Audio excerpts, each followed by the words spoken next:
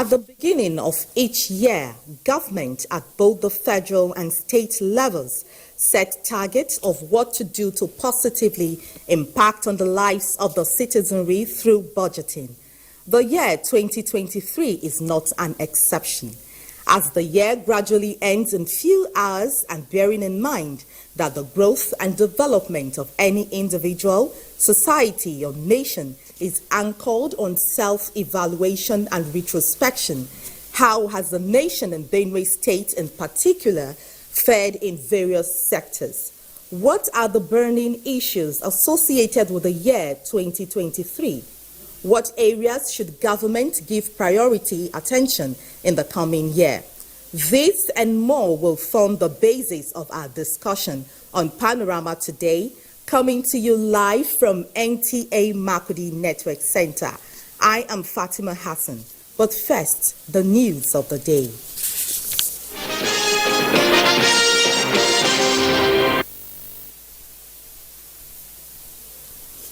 The National Assembly has passed the 2024 Appropriation Bill of 28.7 trillion naira.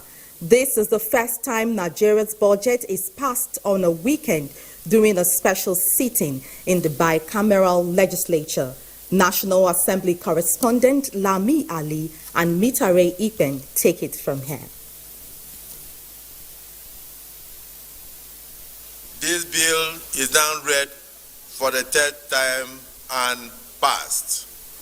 31 days after submission by the executive, the 2024 Appropriation Bill is now ready for presidential assent.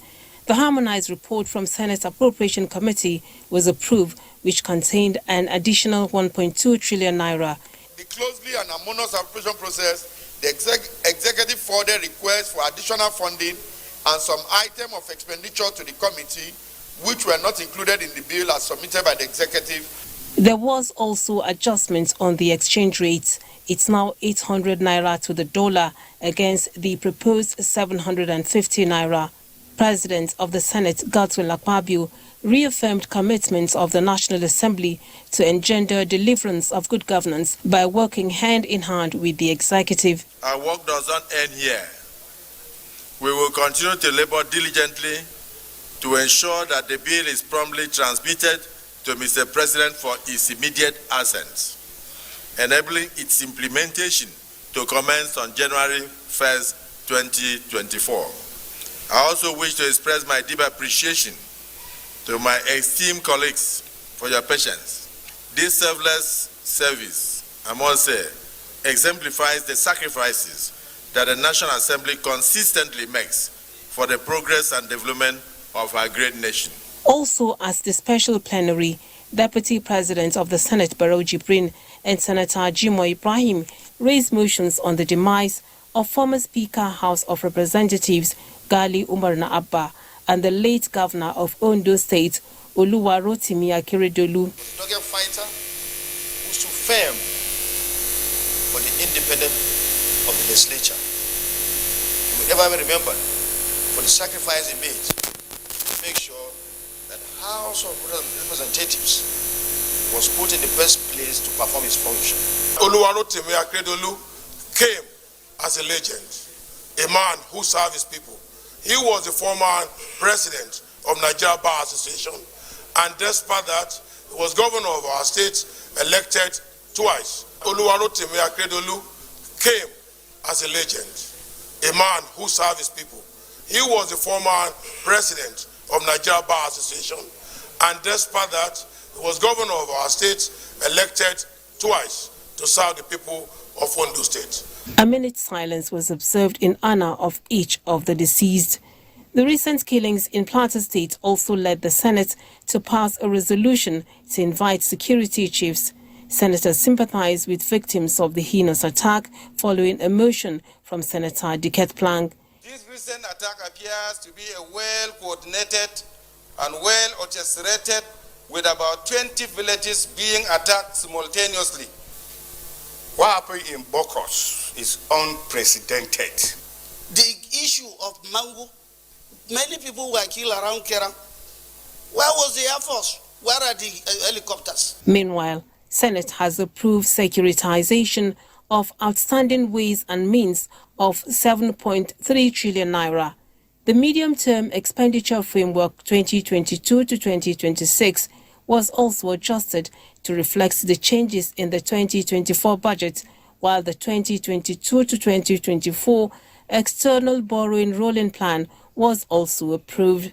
After the passage of the budget, the Senate made a pledge that it will ensure that MDAs, that is ministries, departments and agencies of government, implement the 2024 appropriation in line with the spirit and letters of the budget documents. I'll now hand you over to my colleague Mitare Ikpen, who is at the House of Representatives. Thank you, Lami. The House of Representatives equally passed the 2024 appropriation bill of 28.7 trillion naira, which was 1.2 trillion naira higher than the estimates the President presented to the House. I had opportunity to speak with the Chairman House Committee on Appropriation to provide further insight into the reasons for increase in the estimates. We had a meeting with the GOEs. We believe that their submission is not enough, so that they have agreed to increase their revenues to 700 billion. So when we increase that, we are able to get that to 1.2 trillion, which we applied in capital. The MDAs should not wait for the funds to be released. They should quickly swing into action as soon as the budget is signed by commencing the procurement planning. After the planning, they will now do adverts and then invite the contractors to tender bid documents. After 1 month of scrutiny, the House at the Committee on Supply passed the appropriation bill of 28.7 trillion naira. The House also approved President Tinubu's request for securitization of 7.3 trillion naira ways and means.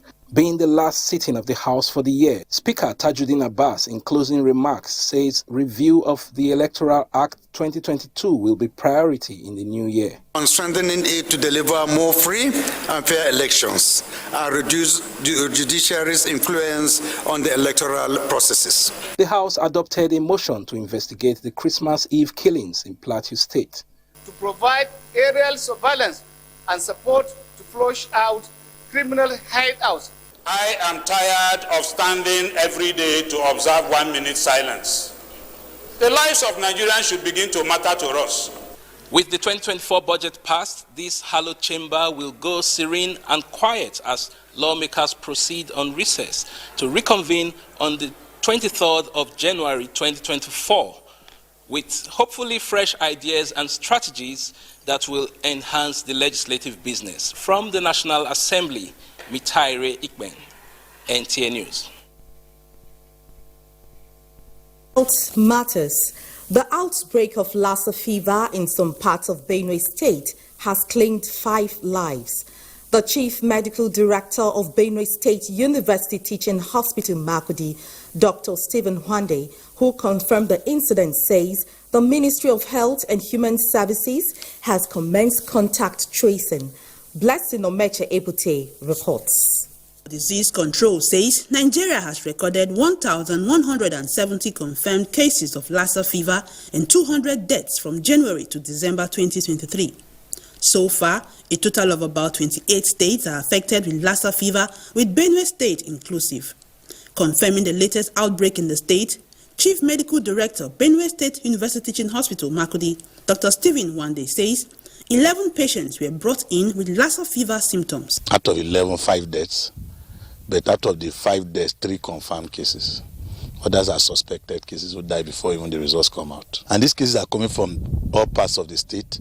We have some from Gwe, we have some from Gwe West, we have some from Ogbadibo, we have some coming, and then we have people who have come from the state, outside the state.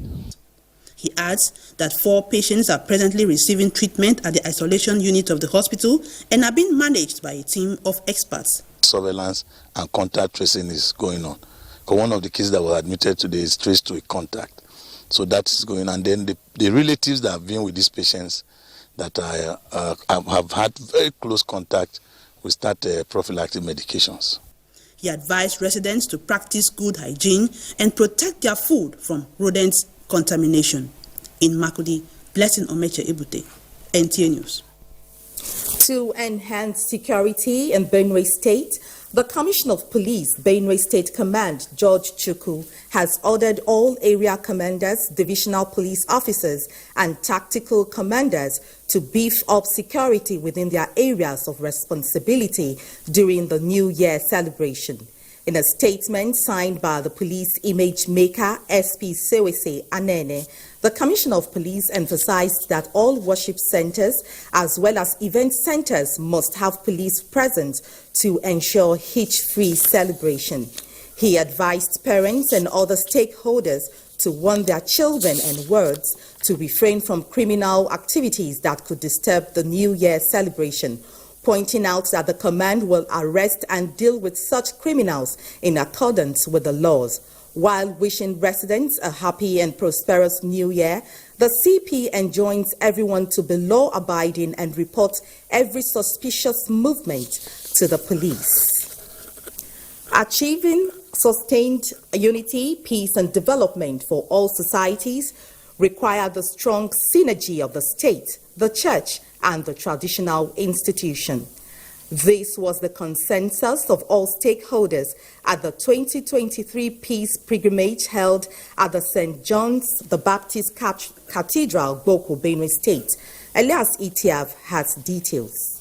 The 2023 Peace Pilgrimage, organized by the Catholic Dioceses of Makurdi, Boko, and Kasnala in partnership with the Muslim community, has the theme Unity in Faith, a blueprint for church-state collaboration towards education and peace building. It's important that the dioceses come together once a year to pray for God to reign peace. First of all, in our hearts, peace in our country, and also peace in the whole world. So the essence is basically to pray for peace. Let us come together. Let us make peace to prevail. Let us show our love. We as Imam Muslims, if we show our younger ones this is how it has to be, they will follow suit. Guest speaker, Professor Stephen Dugu, and paramount ruler of the chief nation, Professor James Ayatse, in a keynote address, acknowledged the importance of quality education in liberating societies and ensuring peace and harmonious coexistence. We need peace and unity and security to develop as chief nation, and in order to achieve this, the church and state must cooperate and not work in opposite direction. Peace is an assignment for everybody. All hands must be on deck, and the rest of us in unity and cooperation will work together to ensure that there is peace in the land. For the government of the state, it is putting in place modalities such as strategic partnership with security agencies which have started yielding positive results. If we all collaboratively agree that within our community we wouldn't want disunity, insecurities, that's what's going to be. And this is the gospel we've been preaching since then, and we'll continue to do that. High point of the peace mass was the release of pigeons by religious leaders, traditional rulers, and the governor of the state, signifying peace for the state and the nation. From Boko local government area, Elias Itiav, NTA News. We will be back after this short break. Please stay tuned. The Council of Our Fathers. I will urge and advise our younger generation to use talent and brain to sort out problems, not arms. Nigerian youths, let's build our nation. My advice to these young people is please do not take us back to those harrowing days. You probably do not know what it is. I believe we have fought one civil war too many in this country. So those who experience it will run away from it. Nigerian youths, let's build our nation together.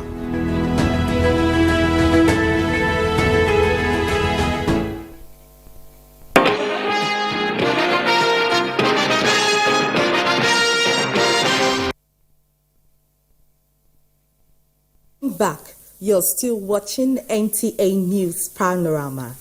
The year 2023 saw the transition of power to President Bola Ahmed Tinubu's government of the same political party, the APC. President Tinubu elected on the mantra of a renewed hope agenda. In this special report, Everin Solomon sampled the opinion of some stakeholders and the general public on how the country fared in 2023 and what areas should government give attention to in the year 2024. The President Bola Ahmed Tinubu's led administration took over the affairs of the country. President Tinubu, who is Nigeria's 16th president and 6th democratically elected president, who has taken a major decision of reviving the economy of the country by removing fuel subsidy, among other things. Although the federal government announced a series of palliatives to mitigate the negative impact of fuel subsidy removal. How has the nation fared so far in 2023?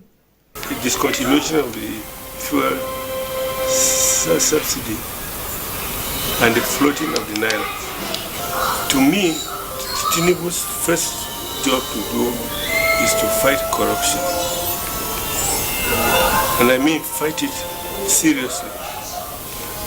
Well, 2023 is it's a year of watershed. It's a year of watershed. There's so much expectation. There's so much hope for the future. And in fact, the president of this country says he brought a program of renewed hope. And we're looking forward to it. And I'm sure he's going to make a success of it. What areas should the government give attention to in the forthcoming year 2024? They should think about the welfare of the citizens because there is so much hunger. Job creation, very key because of the teeming level of growth in the population. For a civil servant like Hileji Meduel, who depends solely on his take-home, has applauded the Benue State government for keeping to its promises in prompt paying of salaries. Joel also applauded President Tinubu for giving some Benue sons key positions in his cabinet. We enjoy a lot of things. One, the security, especially in Benue State here. Like in Makurdi, the headquarters here. In the previous years, we don't sleep here with our two eyes. But now, we sleep with two eyes. It is the hope of the people that the year 2024 will bring about infrastructural development, job opportunities, and security of lives and properties in the state and Nigeria at large. In Makurdi, Everin Solomon, NTA News. Many thanks, Everin. And joining me in the studio to throw more light on the topic is Mr. Justin Bagi, a public affairs analyst and former chairman, Nigerian Bar Association Benue State Chapter. You're welcome to the studio. Thank you very much for having me. Thanks for joining us on Panorama today. Thank you very much. Okay. The year 2023 had a lot of burning issues which affected every sector in the country. Looking at Benue State in particular, what do you have to say about the various sectors and how the state fared? Well, I will start from the introduction before the break, that this year we witnessed a transition. We have a new president, we have a new governor in the state, and there was a lot of expectations. And in Benue State here in particular, so far, people are satisfied with what is happening across all the sectors. Because the important thing is that government is about the people. And that is why the preamble to the Nigerian Constitution even said that we, the people of Nigeria, have agreed to give to ourselves this Constitution. And then Section 14 sub 2 also said that the government, the primary purpose of government is the security and welfare of the people. So when you also run through the provisions of the Constitution, which is the ground norm, which is the document that has empowered government to perform, the issue of human rights, the issue of welfare of the people run across the Constitution. So we expect that a responsible and responsive government would always take the the interests of the people as his primary responsibility. And that is why in Benue State here, for the first time, we are having regular payment of salaries, pensions, and gratuities, and the people are happy. And then we are also expecting that as we go forward, we also begin to see massive infrastructure development. Okay. So, and with what the government is doing so far, I think the general people, that is the citizens, are satisfied. Okay. And the problem we are having actually is the issue of the stakeholders. Okay. But so right now, you have made mention that the people of Benue are satisfied, and you talked about one of the major roles of the government is to provide security for its people. We still have the issue of insecurity in the state. It's still a major challenge because we have a lot of people still at the IDP camps. What's your take about it? What is it that has not been done properly to make those people return back to their homes? Well, the efforts to return the people to their ancestral homes, I believe the process is ongoing. I am not in a position to categorically say what and what is being done, but I'm aware that SEMA, and particularly when this current administration came in, it's also established the Ministry of Humanitarian Affairs and Disaster Management, which is also charged with the responsibility to look into the issues of the IDPs. And the insecurity. And the issue of insecurity. The Ministry of Justice, the governor has also added the issue of public order, which is to empower the Commissioner and Attorney General, Commissioner of Justice and the Attorney General of the state to specifically develop programs and activities that will also ensure peace in the state. So by and large, I think they are still on the drawing board. We believe that as we enter into 2024, we'll begin to see practical things. Okay. Returning the IDPs to their homelands. Okay. And then other things to entrench peace and order in the state. Okay. Still talking about outside peace and security in the state, the area of development. We know that technology brings about development in every society. But here in Benue State, we have noticed, for instance, in the area of food production, a lot of food is produced in the state and yet it goes to waste. What can be done towards enhancing infrastructural development, the establishment of industries in the state, which will further create employment for the people of Benue State? Well, I think on the 15th of December precisely, Benue State Investment and Property Company, BIPC, organized local investors forum. They call it Benue Local Investor Forum. I was also privileged to present a paper on the issue of taxation at that forum. And it was also to galvanize the relevant stakeholders in order to boost investment profile of the state. And several discussions went around the issue of agricultural value chain. And development. Okay, thank you very much, Mr. Justin Gbagi, for joining us on Panorama today. Thank you very much. Okay, all right. And now, moving on Panorama is our sports update, and Oche Ungbede is our guide. Ahead of the Super Eagles camp opening January 2nd in Abu Dhabi, some football enthusiasts have expressed confidence in the final 25-man list of the Super Eagles. According to them, the qualities of players who made up the list for the Nigerian side for the January African Cup of Nations in Cote d'Ivoire are capable of giving Nigeria its fourth AFCON title. Things we need to improve on, going to Ivory Coast, number one, we must be clinical at goal. The striker must just score, even though he's going to have a chance. Number two, the players must not be selfish. We saw them being selfish in the last 2 World Cup qualifiers. We don't want to see that in Ivory Coast. I think a couple of players can get the job done. We can keep talking about the fact that this player should have made it, this player should have made it. But at the end of the day, some players will definitely will not make the list at the end of the day. So we just wish the Super Eagles all the best. Nigeria will compete with host Cote d'Ivoire in Group A, but will start a campaign in Abidjan on January 14 against Equatorial Guinea before also playing Guinea-Bissau. Meanwhile, Nigerian football side Frank Onyeka is gearing up for his second appearance at the African Cup of Nations, eager to represent the Super Eagles once again at the 2023 tournament. The 25-year-old midfielder, who currently played for English side Brentford, said he is poised to be a crucial inclusion in Nigerian squad for the prestigious competition. To the English Premier League, 2 games will be decided Sunday, as Arsenal will go away to Fulham at the Craven Cottage, while Tottenham Hotspur will welcome Bournemouth at the Tottenham Hotspur Stadium. Meanwhile, in the late Saturday evening game of the EPL, Nottingham Forest claimed a back-to-back victory for the first time since January after a 2-1 win over Manchester United, ending a run of 11 consecutive defeats in all competition against the Red Devils.